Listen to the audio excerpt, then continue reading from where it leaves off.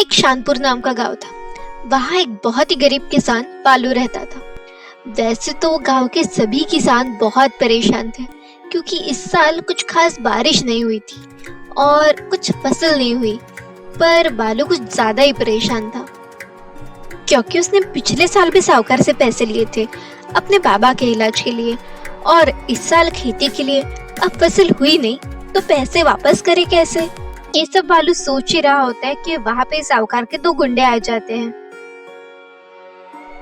ए बालू, साहूकार के पैसे वापस करने का कुछ इरादा है या नहीं तुम्हारा? कब से पैसे लेके रखे हैं, कब दोगे वापस? दांडू भैया, आप तो देख ही रहे, इस साल तो बारिश ही नहीं हुई, तो पैसे कैसे दूं? अगले साल दे दूंगा मैं पैसे। तू पागल तो नहीं हो गया? 3 दिन है तेरे पास, पैसे दे देना चुपचाप से। ऐसा मत करो दांडू भैया, 3 दिन में कहाँ से लाऊंगा मैं पैसे? मुझे कुछ समय तो दो। भोंडू भैया, आप समझाओ ना इन्हें। मैं क्या समझाऊं? तुझ में अकल नहीं है? पैसे क्यों लिए अगर वापस नहीं कर सकते हो तो? अगर नहीं कर सकता है वापस तो साहूकार के नाम पे जमीन कर दे। कैसी बात कर रहे भैया आप? कुछ समय दे दीजिए, मैं शहर जाकर कुछ नौकरी कर लूंगा और साहूकार के पैसे चुका दूंगा। तुझे शहर जाने देंगे? पागल समझा है क्या हमें? तू कभी लौट के ही नहीं आया तो साहूकार के पैसे तो डूब गए। चल, अब तू इतना गिड़गिड़ा रहा है तो तुझे 1 महीने का समय दे देते, पर हाँ, गांव में ही रहना। दांडू, ध्यान रख, ये गांव से बाहर ना जाने पाए। हाँ बोंडू, सही कह रहे हो, यही रुक जाता हूँ मैं इस पे नजर रखने। भैया, गांव में रह के पैसे देना तो नामुमकिन है। वो सब हमें नहीं पता। दांडू, ध्यान रख इस पे, मैं चलता हूँ। यहाँ रहकर तो पैसे लौटाना नामुमकिन है, मुझे यहाँ से भागना ही होगा। अगर यहाँ से भागने का सोच रहे हो तो भूल जाओ बालू, वो तो हो नहीं सकता, क्योंकि दिन रात में तुम्हारे साथ ही रहूंगा अब, जब तक तुम पैसे लौटा नहीं देते। तुम सोच लो पैसे कैसे देना है, तब तक मैं अपना तंबू यहाँ लगा लेता हूँ। सरिता, सरिता! क्या हुआ? साहूकार के गुंडे आए थे, धमकी दे रहे थे कि 1 महीने में पैसे देने हैं, वरना वो जमीन हड़प लेंगे। क्या? इतने सारे पैसे कहाँ से लाएंगे 1 महीने में? यहाँ से भागना पड़ेगा सरिता, यहाँ पे रह के तो इतने पैसे मैं नहीं कमा सकता, शहर जाना होगा। पर ये लोग मुझे जाने देंगे नहीं, इसलिए हमें चुपके से जाना होगा। सुनो, दांडू के आते ही तुम जोर जोर से रोना चालू कर देना और कहना कि मेरी माँ की तबीयत खराब है, और अपने मायके चली जाना कुछ दिन। रात को मौका देख के मैं भी यहाँ से भाग जाऊंगा। अरे भाभी, आप इतना रो क्यों रही है? दांडू भैया, ये मुझे जाने नहीं दे रहे अपनी माँ के यहाँ। मेरी माँ की तबीयत बहुत खराब है, कह रहे हैं आपने मना किया है, पर पैसे तो इन्हें देने हैं ना, ये तो यही है, मैं जा सकती हूँ ना दांडू भैया?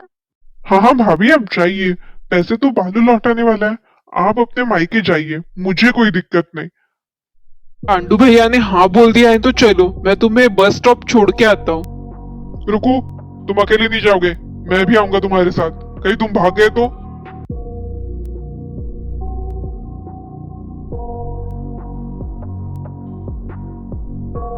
सरिता को छोड़ाने के बाद बालू दांडू से कहता है, धन्यवाद भैया कि आपने सरिता को जाने दिया।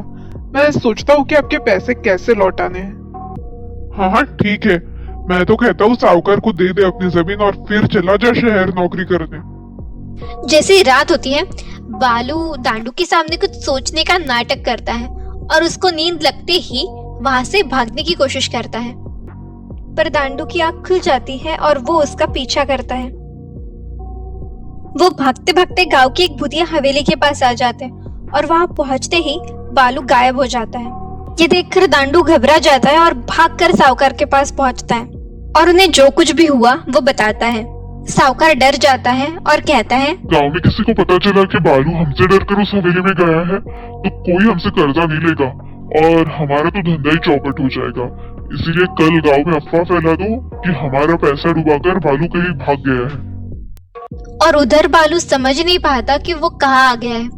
तभी उसे एक आवाज आती है, तभी उसे एक आवाज सुनाई देती है, बालू, तुम यहाँ आ तो गए, लेकिन जा तभी पाओगे जब बिना थके और मुंह से कुछ भी आवाज निकाले ये भूत तुम्हें जो भी काम बताएंगे तुम कर लोगे 4 घंटे तक। अगर उससे 1 सेकंड पहले भी तुमने कोई भी काम करने से मना किया या अपना मुंह खोला तो तुम यही कैद होके रह जाओगे। बालू डर जाता है और चुपचाप 4 घंटे भूत जो भी काम उसे बताए वो कर लेता है। 4 घंटे पूरे होने के बाद मॉल से फिर से आवाज आती है कि तुमने बिना शिकायत के बहुत अच्छा काम किया बालू, इसलिए तुम यहाँ से आजाद होते हो। मैं सीधे तुम्हें तुम्हारे घर पहुँचा देता हूँ। और हाँ, जो भी काम तुमने यहाँ किया है उसके बदले तुम्हें इनाम भी मिलेगा। बालू बहुत सारे पैसों के साथ अपने घर पहुंच जाता है और अगले दिन सुबह होते ही वो साहूकार के यहाँ पैसे देने चला जाता है। साहूकार और दोंडू बोंडू को लगता है कि भूतिया बंगले में कोई खजाना है, इसलिए उसी रात वो तीनों भूतिया बंगले में खजाना ढूंढने चले जाते हैं और वही कैद हो जाते हैं और इधर बालू अपनी अच्छी जिंदगी जीता है।